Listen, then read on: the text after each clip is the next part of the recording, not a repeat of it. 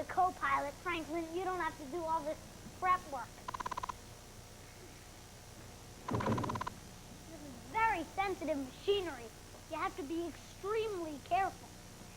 Now watch me, Franklin, because as co-pilot, if anything happens to me, you'll have to take over. Now this is the control panel, and this is the control stick. What's this? Spaceship, and you are interrupting our pre-countdown manual delivery system checkout. Oh, I should have known. Where are you headed, Commander? A routine flight to Mars and back. We should only be gone a few days. What's the name of your mission, sir? Space Kennel. Beg your pardon? Space Kennel. Meet my co-pilot, Captain Franklin. Oh, I see. Well, bon voyage. I'll just wait over here at Mission Control. Over and out. Gotta beef up the security around here, Franklin. All right, now this is... How do you practice living and working in space when you're on Earth? Hi. Astronaut Mary Cleve invited Robin and me to take a look at the 1G trainer. Hi, Mary. And you want to kind of see what it's like when you launch? Sure, yeah. The 1G trainer is a full-scale model of the real shuttle. It really feels a little different, doesn't it? This is confusing. Are you confused? No. You know where you are now? I think I'm in the cockpit. That's right. If you just want to crawl up into the seat, the way you said if you'd like to be the commander. So, I'm supposed to go back. Right. Sit back. To practice for launch, the 1G trainer is kept in an upright position. But then they brought the nose of the trainer down so it would be easier for us to see the rest of the craft. How do you practice to live in a weightless environment when we're on a planet where there's gravity? Well, it's really a trick. And if you see the guys when they first get to space, their first trip up there, they really have problems. They sort of, at very first, it looks like fish out on a dock flopping around. But you catch on real fast. It takes probably about 3 hours. But if you're up in weightlessness, let's say if you dropped this book, it would just float. It wouldn't fall. So when you go to put it down on a table, that isn't going to work. So what you have to do is attach everything to Velcro. It's a lot of fun to come in here and work because everything's stowed just like it would be on a regular mission. Mary, is there anything else in this cockpit that's designed strictly for weightlessness, like the Velcro? Yeah, there's actually, if you look at all these switches, they all have guards on the side, and that's because when you're up floating around, it'd be real easy to inadvertently kick it with your foot, and you wouldn't realize that you had actually moved a switch, which does sometimes happen. Well, there's a lot of other stuff that's fun to look at downstairs if you want to go down to the middeck. Hi, Mary. Hi. What is this room used for? This is where we live, and it's used for everything: eating, hygiene, stowage, sleeping. How do 5 people fit and sleep and eat in a space this small? Well, you all have to be real good friends, but actually, it's not that small a space. If you think about it, we're all standing here, and we think of this space as just floor space. Well, if you're in a weightless environment, you can count wall space and ceiling space, and in fact, you can just curl up in a little corner and take a nap if you want to. But how do you stay there? I mean, how come you don't just float around? Well, if you just want to take a nap, or for sleeping, a lot of the guys just hook little clips into their belt and hook up onto one of those little circuit breaker guards and tie themselves into a little area just so they don't float around. But we also have sleeping bags that we get into. You just put them up here like that. So how do you sleep in this thing? Well, it's just like a sleeping bag. Crawl in, and it's like a sleeping bag in the sense that it has an inside zipper too, so once you get in, you can just zip it back up from the inside. And your head sticks out here? Your head would stick out here, but you'd also have a way of keeping your arms down so you don't hit yourself in the head and wake yourself up. Where do you go to the bathroom? I don't see a bathroom. Well, actually, there is one. It's right over here if you want to come over and see it. It's not really a bathroom, like anything you're used to, but we do have a place to go to the bathroom, as people call it. How do you stay down? What you need to do is get yourself sitting on this, make sure that you're in direct contact with the toilet seat. So you hold that down by putting these restraints over your thighs.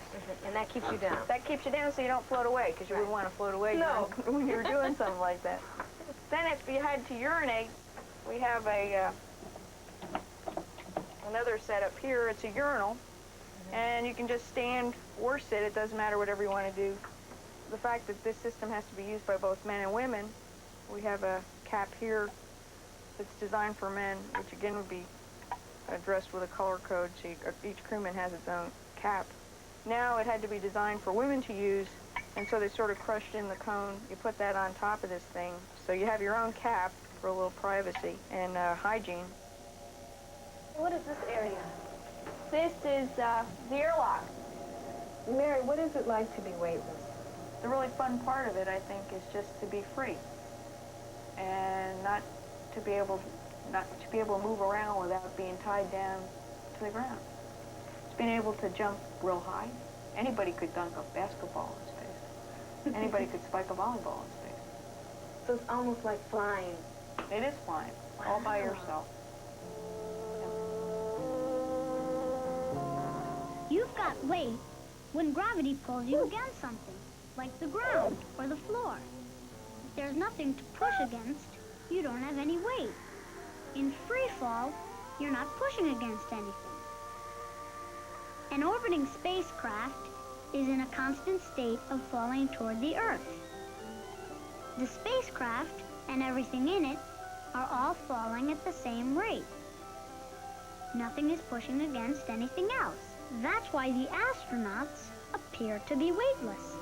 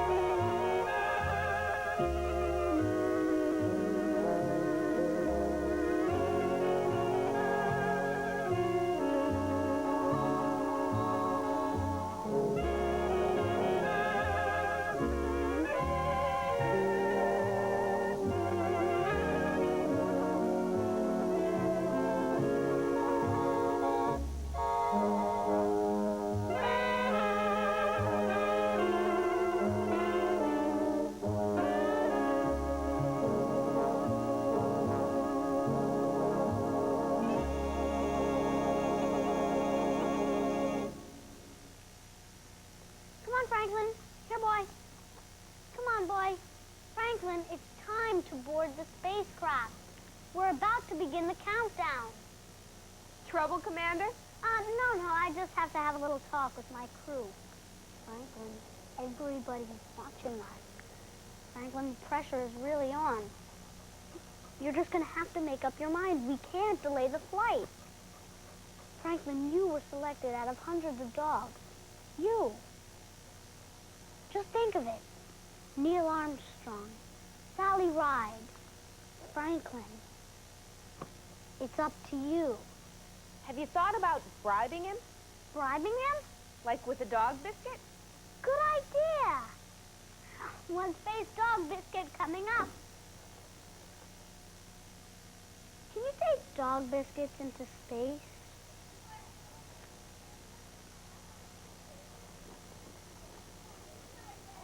Is a pretzel space-worthy?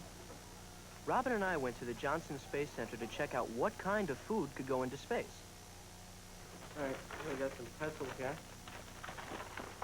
That's Beverly Perryman, a food technologist at NASA's Food Science Division. One at a time. Okay. Hey, let's take a look at one of these pretzels first. It seems to be a favorite of yours. Mm-hmm. Size-wise, when you take a bite, you have to take a bite. You can't fit it all in your mouth at one time. And you notice we get crumbs down here on the table. Well, in space, the crumbs wouldn't fall nicely on the table. They'd stay floating around in the air, and you might breathe some of the crumbs in. That'd be uncomfortable. So you can't take pretzels at all? Well, what we might want to do is miniaturize the pretzels, get them bite-sized, so you could just pop it in your mouth and eat it all at once. All right, what about things like cereal? Okay, we could have cereal very easy as a breakfast item. We currently do. You might want to pour your milk right on the cereal at home. You'd have a little problem trying to pour fluid milk in space. It'll be floating all over the place. Right, so we take care of that problem for you. Comes prepackaged. That's cereal. Yes. Looks like mush. And it's got the powdered milk already in there. If you look real close, you can see that. Yeah, the white. The white, and it's already got the sugar in there too, so it's ready to go. All you do is rehydrate the package with water. Oh, so rehydrating means to add the liquid. Right, add the water back to the Right. product. How come the cereal just doesn't float around the room? The molecules in the water have a very high attraction for one another, and they're coating the flakes of the cereal, so it's holding it all together. So it's these attractive forces of the water causes surface tension. So when you dip your spoon in, you've got surface tension holding the product on both sides of the spoon, actually, and you could bring it up. You could leave your spoon just hanging there in space with the cereal on both sides, and you could just go over and eat it from the spoon, or you could bring it up to your mouth and eat it. But it's the surface tension So in other in the words, water. it makes it sticky. Sticky in one sense of the word, but it's not actually a gummy type sticky. It's just It just sticks to it the spoon. holds it together, right? That white cupboard is the galley where the astronauts on the space shuttle do their cooking. You have to add water to just about everything you eat in space. Astronaut Joe Allen showed us how. Almost everything is freeze-dried. And so in order to make it taste better than just dried cocoa, we add water to it. How does he put the water in there? The water comes out of a tiny needle that will be inserted into the drink itself. In fact, I'll do that right now. So it punctures a hole in there? Oh. There. I'll dial in 8 ounces Which is of a cup, hot water. It's about a cup, right. It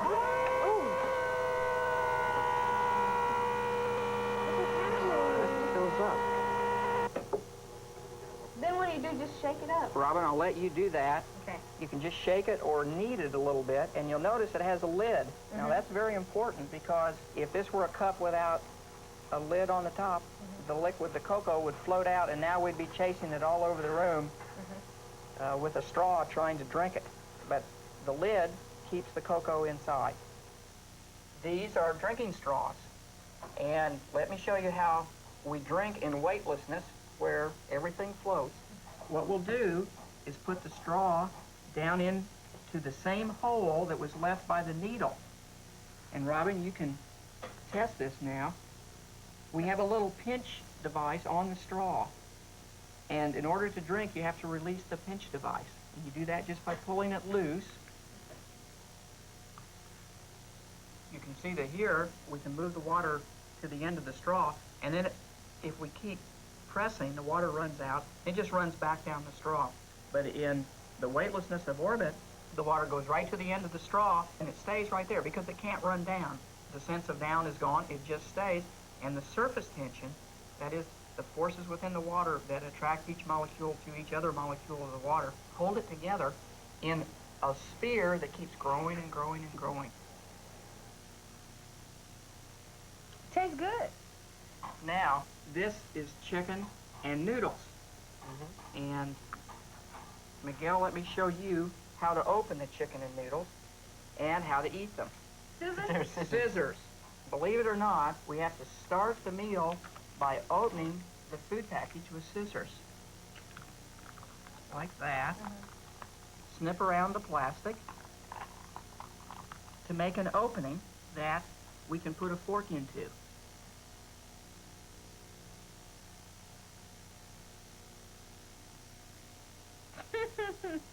What's it taste like? Tastes good. Tastes good? It does. How do you eat on the space shuttle? I mean, do 4 guys just sit around on a table and just talk and eat and have their food down on the table? 4 guys and a girl.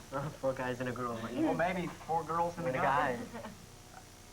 There in orbit and in the space shuttle, we don't have a table.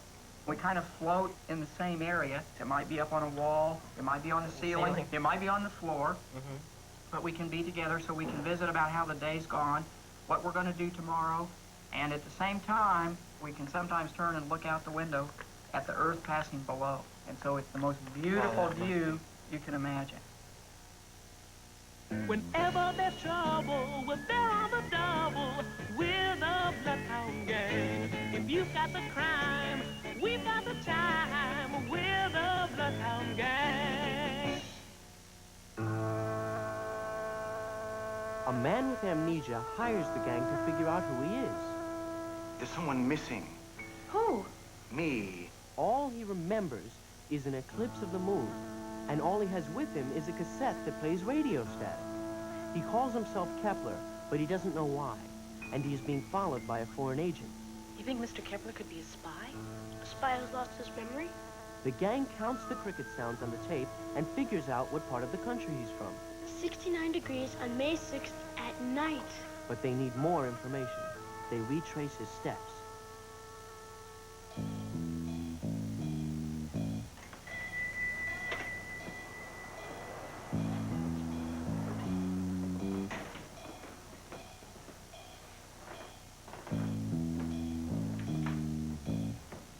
Excuse me. We're from the Bloodhound Detective Agency.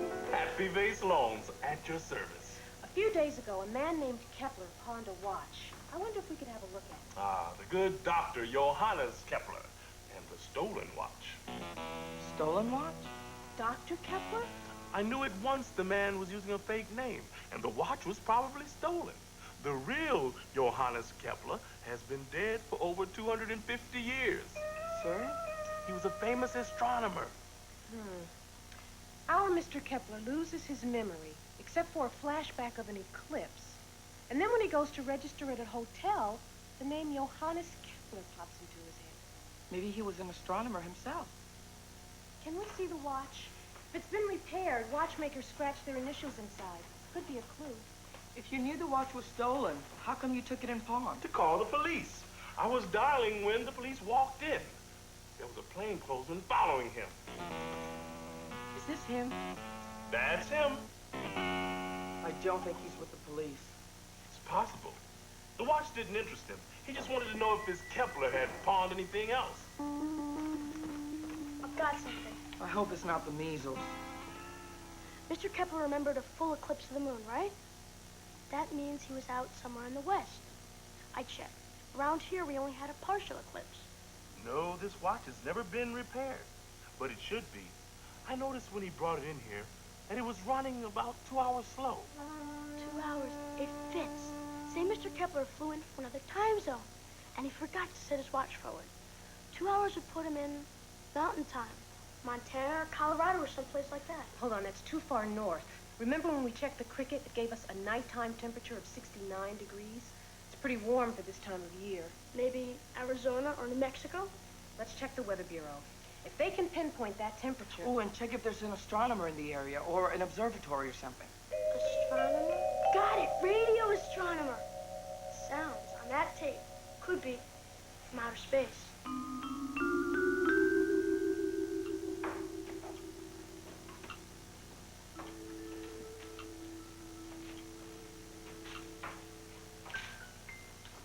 Looks like we had a visitor. You still do. You seem to have been looking for something. He left it here, didn't he? You mean Mr. Oh, what was his name? Let's have it. Oh, you must mean the tape. That's right. The tape, please. A lot of static. Skip, what did they do with that old dumb thing? It's in my pocket. Well, give it to the man and maybe he'll be kind enough to throw himself out. Children.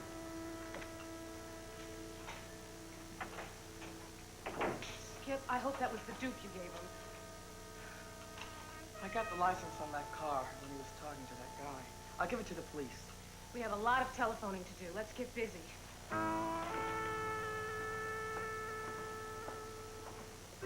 Mr. Kepler! Mr. Kepler, we know who you are. You're a radio astronomer from New Mexico, and your real name is Dr. George B. Travis. Yes, who are you? Don't you remember us? Should I? I think you got your memory back. As a matter of fact, I don't remember where I've been for the last week or so. You've had amnesia, sir. If you're wondering what happened to your watch, you pawned it at Happy Face Loans. And the tape cassette... You know where it is? It's disappeared. Here it is. That's it. Do you mind telling me how this fell into your hands? That's a long story, sir. Somebody's been trying to steal it. Really? Can you tell us what's on the cassette? Well, certainly. It's recordings of unusual radio frequencies from outer space. I was very excited about it. In fact, I flew here to play it at an international meeting of astronomers. And then it's the last thing I remember.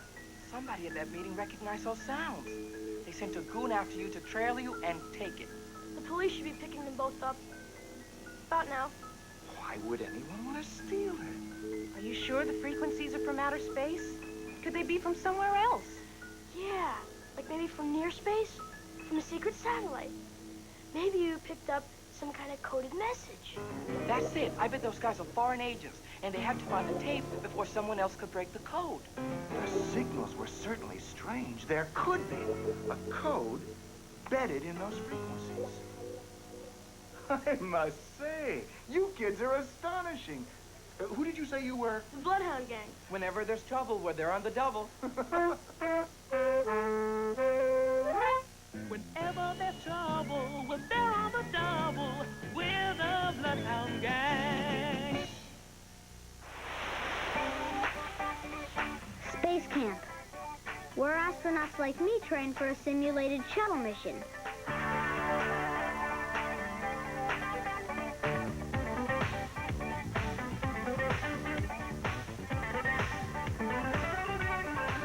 Day 3. Shuttle training continues. Problem, working outside the shuttle. Solution, use special equipment, like this. Now, we're going to put Erica in the 5DF machine, and Paco, we're going to have you in the MMU up on the arm up there. What's an NMU? It stands for Man Maneuvering Unit. What that is basically a jetpack that they use to control themselves around the cargo bay of the space shuttle. Erica is going to work in the 5DF chair. That's a chair that floats above the floor and makes you feel like you're weightless. In space, she wouldn't need a chair at all. She'd just be floating by herself.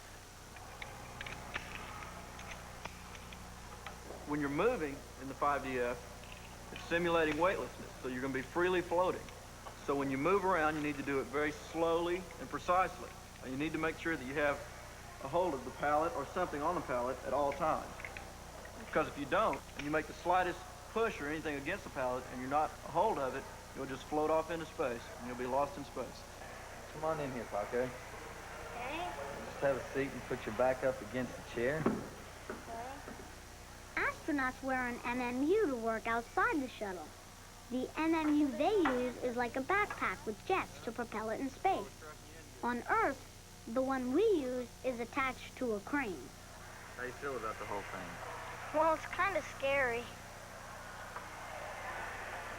But Well, we got you strapped in here good, so I won't fall nothing out. happened to you. Okay. I'm ready.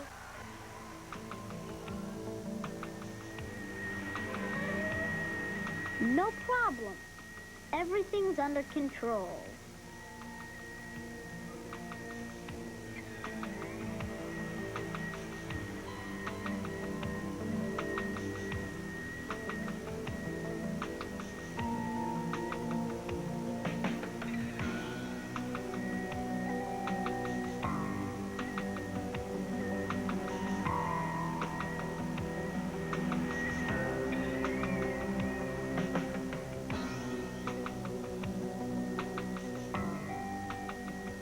Erica has to attach a probe to the pole I'm holding up in the MMU.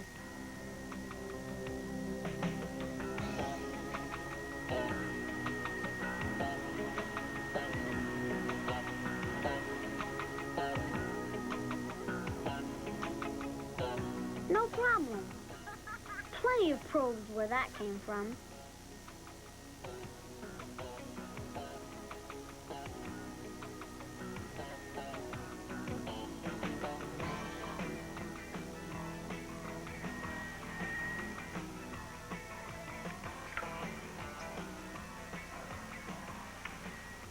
You think it's easy to balance a long pole when you're in an MMU?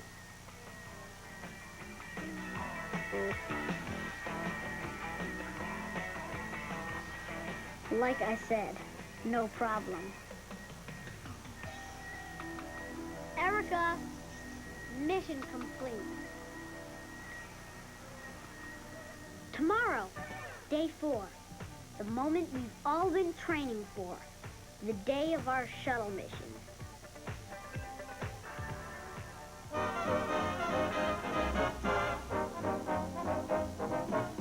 All sea creatures have movements in their own unique way. They adapt to their motion to stay alive another day. Some do something that's different, like the rockets in space. They shoot the water behind them and jet forward to a new place. It's propulsion, propulsion, like the rockets in air. It's propulsion, propulsion, and it stays on taxi fare. Jet propulsion is handy if you're in a tight place. Action leads to reaction, just like the rockets leaving for space. Rockets, rockets, rockets, leaving for space.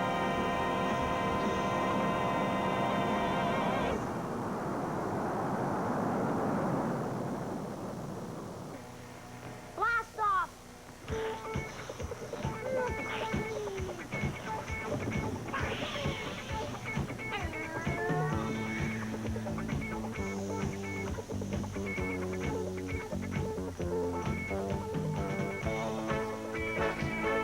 321 Contact is a production of the Children's Television Workshop.